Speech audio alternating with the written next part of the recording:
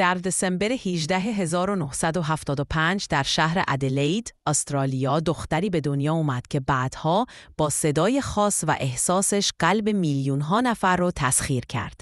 اسمش سیا کیت ایزابل فرلر بود.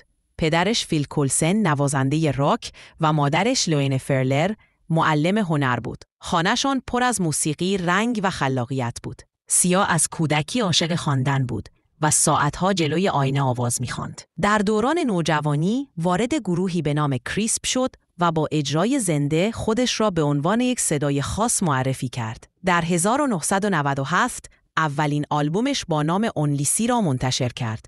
اما در آن زمان هنوز کسی نمی‌دانست این دختر استرالیایی قرار است یکی از ماندگارترین صداهای قرن شود. چند سال بعد زندگیش با یک تراژدی تکان خورد.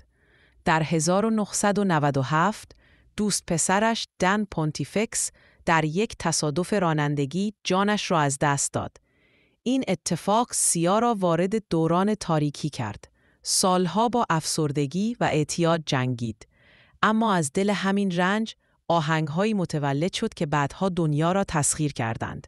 مثل Breathe Me 2004 که صدای غم و تنهایی نسل خودش شد. موفقیت جهانی او با آهنگ تایتانیوم 2011 در همکاری با دیوید گتا آغاز شد.